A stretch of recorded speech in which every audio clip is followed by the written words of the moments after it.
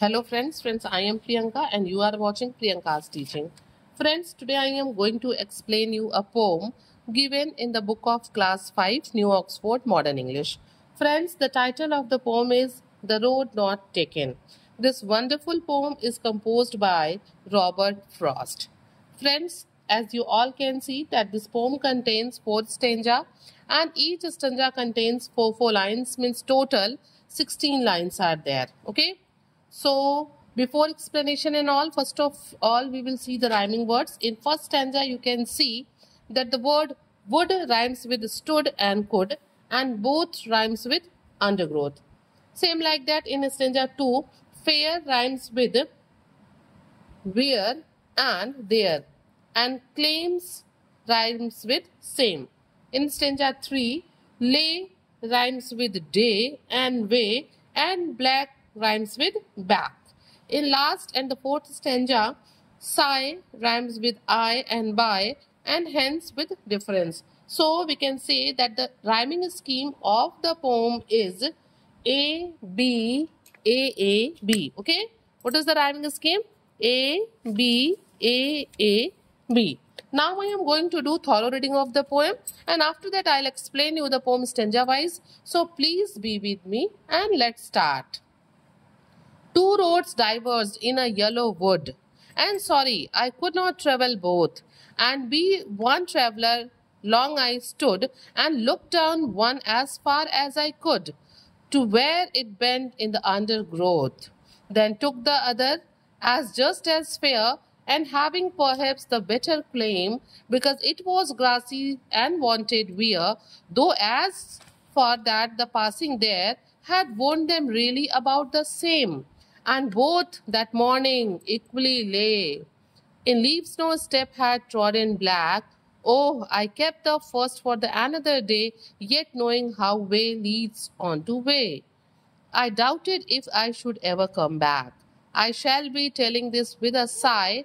Somewhere ages and ages hence, two roads diverged in a wood, and I took the one less traveled by, and that has made all the differences. Robert Frost. So friends, we can say that this poem explores the theme of life's choices and their consequences using the metaphor of diverging paths to respect the decision we make that shape our journey. So friends, we can say, if we will talk in Hindi, हम कह सकते हैं कि ये जो पूरा poem है वो इस बारे में है कि हमारे लाइफ में जो है ना बहुत से चॉइसेस होते हैं और बहुत ही केयरफुली हमें उन्हें क्या करना होता है, डिसीजन लेना होता है कि हमें क्या चूज करना है और हमें उसके कॉन्सिक्वेंसेस को बेयर करने के लिए तैयार रहना चाहिए, क्योंकि लाइफ में कोई भी चॉइसेस हो उसमें जो है डिफिकल्टीज, उसके प्रोज कॉन्स चैलेंजेस होते हैं जो कि हमें फेस करने होंगे। और अगर एक बार हम अपने लाइफ में कोई डिसीजन लेते हैं then we can't step back, उसके बाद हम उससे वापस नहीं आ सकते। Now I am going to explain you the poem stanza wise, so let's start. Two roads diverse in a yellow wood, and sorry, I could not travel both. And be one traveller long I stood, and looked down one as far as I could, to where it bent in the undergrowth. यहाँ पे जो Robert Frost हैं, जो कि इस pome के pot हैं, वो कहीं रास्ते पे एक रास्ते पे खड़े हैं जहाँ पे आगे जाने के बाद जो रास्ता है वो दो पार्ट में डिवाइड हो जा रहा है। First of all I want to tell you the meaning of some words like diverged का मतलब होता है सेपरेट हो जाना इन डिफरेंट डायरेक्शन। जैसे आप देखिए यहाँ पे जो रोड है वो दो अलग अलग डायरेक्शंस में क्या हो गई है, सेपरेट हो गई है। येलो वुड का क्या मतलब है, जंगल तो हरे होते हैं, पीले नहीं होते हैं, but yellow would means forest with decomposing leaves, जिसके पत्ते गिर रहे हो, means it's a autumn season. Okay, and undergrowth का मतलब यहाँ पे है dense growth of plants and bushes. क्या होता है, हम जंगल में अगर गए हुए हैं तो हम देखते हैं ना कि क्या होता है, जो पेड़ पौधे होते हैं वो एकदम घने हो जाते हैं और उनकी वजह से कब तो जंगल में अंधेरा भी फील होता है। तो पोइट यहाँ पे कहते हैं कि two roads diverge in yellow wood, as sorry I could not travel both. जो पोइट हैं वो जंगल में एक सड़क पे खड़े हैं और जहाँ पे क्या है, आगे जाने के बाद जो सड़कें हैं वो दो पार्ट में, दो अलग अलग डायरेक्शन में डिवाइड हो जा रही हैं। और ये सीजन कौन सा है, ये ऑटम सीजन है, क्योंकि यहाँ पे पोर्ट ने येलो वुड कहा है। And sorry I could not travel both and be one traveller long I stood. और वो कहते हैं चूंकि मैं एक अकेला ट्रेवलर हूँ तो एक आदमी दो अलग अलग रास्तों पे तो एक साथ जा नहीं सकता, तो वो कहते हैं कि मैं खड़ा हो जाता हूँ, ठीक है, और मैं सोचने लगता हूँ रास्ते को देख के, रास्ते के बारे में। And look down one as far as I could to where it bent in the undergrowth। क्या होता है जब पोएट को किसी एक रास्ते पे जाना है तो उसे सोचना पड़ेगा ना एक बार कि कौन सा रास्ता उसके लिए ठीक है। तो वो क्या करता है, वो एक जगह पे खड़ा हो जाता है और दोनों ही रास्तों को बहुत ध्यान से देखने लगता है, जहां तक वो देख सकता है, जहां तक उसकी नजरें जाती हैं। To where bent it the undergrowth, जहां पे सड़क क्या होता है, जब कहीं कर्व आता है तो उसके आगे हमें दिखता नहीं है ना, तो जब पोएट को भी जहां से जंगल में कर्व आ जाता है, जहां पे बहुत डेंस हो जाता है फॉरेस्ट, जहां तक उसकी नजर जाती है वहां तक वो जंगल को, उन रास्तों को देखता रहता है। मीन्स हम कह सकते हैं कि रास्ते को चुनने के पहले वो जानना चाहता है कि रास्ता कैसा है। और फ्रेंड्स, हमारे लाइफ में भी ऐसे सिचुएशंस आते हैं जब हमारे पास कई चॉइसेस होते हैं और हमको जो है उसमें से किसी एक को, which is best for us, we have to decide। Means we can say it's an autumn season, it's an autumn morning and the poet is thinking that which path he should take, okay, कौन सा रास्ता उसे चुनना है। and that is why he kept standing there and looking at the path very carefully as far as he could see। now come on the second stanza of the poem, ठीक है, second stanza है हमारा, then took the other as just as fair and having perhaps the better claim। ठीक है, fair का मतलब है यहाँ पे as good as और claim का मतलब है कि better option। ठीक है, तो जो poet है, because it was grassy and wanted wear, though as far that the passing there had warned them really about the same। ठीक है, grassy means unused, जिसपे चला न गया हो, and wanted wear means has not been used, जिसको use अभी नहीं किया गया है। तो क्या होता है कि दोनों ही रास्ते में से एक पे जाने से पहले जो पोएट हैं वो वहां खड़े होके सोच रहे होते हैं, और फिर क्या होता है, then took the other as just as fair, then he decided to walk on the another path because he felt that both paths, मतलब कि वो रास्ता उनके लिए just as fair, कि उनके लिए गुड है। ठीक है, and having perhaps the better claim, और उनको लगता है कि ये उनके लिए बेटर ऑप्शन है, इसलिए वो उस अदर पाथ को अपने लिए चुन लेते हैं। भाई एक ही रास्ते पे जा सकते हैं ना, तो that is why he is deciding to choose the other path. Why? Because he is thinking that that is better option for him. उनको लगता है कि ये उनके लिए बेटर है। और क्यों? Because it was grassy and wanted wear, क्योंकि उस जिस रास्ते को वो चुनते हैं उस पे की जो घास है, उस पे घास जमे हुए हैं। घास किस रास्ते पे जमता है? जिसपे लोग नहीं चलते हैं। Means that path was unused. तो जो रास्ता वो चुनते हैं उसको इसलिए वो चुनते हैं क्योंकि वो ग्रासी है, एंड वांटेड बियर, उसको यूज नहीं किया गया है। ठीक है, इसीलिए वो उसको चुनते हैं। उनको लगता है कि ये मेरे लिए ठीक रास्ता है।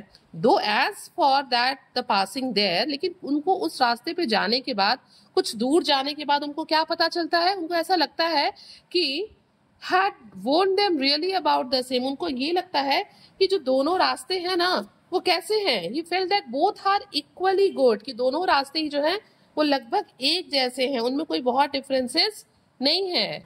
मीन्स पोएट यहाँ पे हमसे कहना चाहते हैं कि हम अपने लाइफ में जो भी डिसीजन लेते हैं, जिस भी ऑप्शन को चुनते हैं, जिस भी पाथ पे जाते हैं, हमें ऐसा लगता है कि ये इजी है, ये डिफिकल्ट है, बट ऐसा कुछ भी नहीं है। हर ऑप्शन का, हर डिसीजन का, हर चॉइस का जो है अपना एक अलग ही प्रोज कॉन्स होता है। हर रास्ते पे कुछ ना कुछ प्रॉब्लम्स होते हैं, हर रास्ते में हमें कुछ डिफिकल्टीज को, चैलेंजेस को फेस करना होता है। ऐसा हमें अगर लगता है कि कोई रास्ता बड़ा अच्छा है तो ये केवल क्या है? ये केवल एक डिल्यूजन है। Okay, now come on the third stanza. And both that morning equally ले in leaves no step had trodden black. Oh, I kept the first for another one, yet knowing how way leads on to way, I doubted if I should ever come back। देखिए, trodden means होता है walked over। trodden means walked over, यानी कि कुचला हुआ। Okay, तो poet यहाँ पे क्या कहते हैं? पोइट यहाँ पे कहते हैं कि जब सुबह के टाइम उन बैठ के वो मतलब सोच रहे होते हैं, तो सुबह के टाइम उनको क्या फील होता है? सुबह के टाइम उनको ऐसा लगता है कि जो दोनों ही पाथ्स हैं वो कैसे हैं? सिमिलर हैं। दोनों ही रास्तों जो हैं वो पत्तों से ढके हुए हैं, and no one stepped on them as they are green in colour. वो कहते हैं कि बोथ द मॉर्निंग इक्वली ले, सुबह जो थे वो दोनों रास्तों पे मतलब बराबर थे, in leaves no step had trodden black, दोनों पे पत्तियां गिरी हुई थी और वो पत्तियां बिल्कुल कुचली हुई नहीं थी। पत्तियों के कुचले ना रहने का मतलब है कि उस पे किसी ने चला नहीं था। Oh I kept the first for another day. अब देखिए आगे क्या होता है। Yet knowing how way leads on to way, I doubted if I should ever back. क्या होता है आप खुद बताइए। अगर हम लाइफ में कोई डिसीजन ले लें तो क्या हम उससे वापस आ सकते हैं? अगर लाइफ में एक बार हम सोच लें कि हमें एमबीबीएस करना है तो क्या ऐसा हो सकता है कि 1-1.5 साल की पढ़ाई करने के बाद हम वापस बीटेक करने लगे, या फिर बीटेक कर रहे हो तो वापस आके एमबीए करने लगे? ऐसा नहीं होता है ना। बिकॉज क्यों नहीं होता है? क्योंकि हमें एक रास्ता एक पर्टिकुलर एम तक ले जाता है। ठीक है, तो यहाँ पे जो पोएट है वो हमसे कहते हैं that he decides that day he would take one path and keep the another path for another day, although he knew that one way leads on to the other way. वो क्या कहते हैं, वो सोचते हैं कि ठीक है मैं एक रास्ते को आज चुन लेता हूँ और क्या करूंगा, मैं बाद में जो दूसरा वाला रास्ता है मैं उस पे जो है आगे बढ़ूंगा, जबकि उनको पता है कि एक रास्ता जो है वो दूसरे रास्ते को लीड करता है। ऐसा नहीं हो सकता कि हम अपने जीवन में कोई डिसीजन ले लें और फिर हम उससे जो वापस आ जाएं। ठीक है, वो जानते हैं कि एक बार उसने जो ऑप्शन चूज कर लिया, उन्होंने जो ऑप्शन चूज कर लिया है, फिर उससे वो वापस नहीं आ सकते। इसीलिए वो कहते हैं कि yet knowing how way Leeds on two way, उनको पता है कि एक रास्ता दूसरे रास्ते को लीड करता है। आई doubted if I should ever come back, मतलब वो कह रहे हैं कि कभी अगर मैं वापस आने का मुझे मौका मिला तो मैं एक तो चूज कर रहा हूँ और बचे हुए वाले को भी मैं बाद में चूज करूंगा। और हमारे जीवन में भी क्या होता है, कई बार ऐसा होता है, ठीक है, कि हम कोई डिसीजन लेते हैं फिर वापस आके ऐसा दूसरे वाले पाथ पे जाना चाहते हैं बट वो सक्सेसफुल नहीं होता। Okay, now come on the fourth and the last stanza of the poem. I shall be telling this with a sigh, somewhere ages and ages hence, two roads diverge in a wood and I took the one less traveled by and that has made all the differences। और यहाँ पे poet कहते हैं Sai means यहाँ पे deep breath से है, calmness से है, आराम की सांस लेते हुए से है, और हेंस का मतलब है इन फ्यूचर। तो पोइट हमसे यहाँ पे कहते हैं I shall be telling this with a sigh somewhere ages and ages hence, कि आज से एजेस एंड एजेस मतलब कई युगों बाद, बहुत समय बाद, कई सालों बाद, एजेस हेंस का मतलब फ्यूचर में मैं जो हूँ मैं एक राहत की सांस लेते हुए, एक कामनेस, एक डीप ब्रीथ वाली सांस लेते हुए सबसे बता सकता हूँ कि two roads diverge in a wood and I took the one less travelled by, कि मेरे जीवन में मेरे सामने में 2 रास्ते थे, ठीक है, और मैंने उस रास्ते को चुना जो कि लेस ट्रेवल्ड था, जिसपे कम लोग चले थे। और फ्रेंड्स, कम लोग किस रास्ते पे चलते हैं? जो रास्ता कठिनाई का होता है। मैक्सिमम लोग चाहते हैं कि वो शॉर्टकट अपना ले या फिर आसान वाले रास्ते को चूज करके अपने लाइफ में जो है सक्सेस पा ले, बट ऐसा बहुत कम होता है क्योंकि सक्सेस पाना इतना आसान नहीं है। तो पोइट यहाँ पे अपने बातों को और डिस्क्राइब करते हुए कहते हैं कि आज से बहुत सालों बाद फ्यूचर में मैं बड़े राहत की सांस के साथ, बहुत डीप ब्रीथ के साथ, कामनेस के साथ मैं लोगों से बता पाऊंगा कि मेरे भी लाइफ में मेरे सामने 2 रोड्स थे, लेकिन मैंने उस रोड को चुना जो लेस ट्रेवल था, जो डिफिकल्ट था, और उसी की वजह से आज मैं जो कुछ भी हूँ, what ever I am because of that only, मैं केवल उसी की वजह से हूँ। ठीक है friends means the message of the poem is that the poems core message is that life is a journey of choices and while we make a decision we must be ready for the consequences। अगर जीवन में हम कोई भी निर्णय लेते हैं, किसी भी रास्ते को चुनते हैं, तो हमें उसके कॉन्सिक्वेंसेज को भुगतने के लिए, बेयर करने के लिए तैयार रहना चाहिए। और लाइफ का कोई भी डिसीजन बिना चैलेंजेस, बिना डिफिकल्टीज, बिना प्रोज एंड कॉन्स के नहीं होता। So friends, if you like the explanation please do share to others, hit the like button, subscribe the channel, and thank you for watching।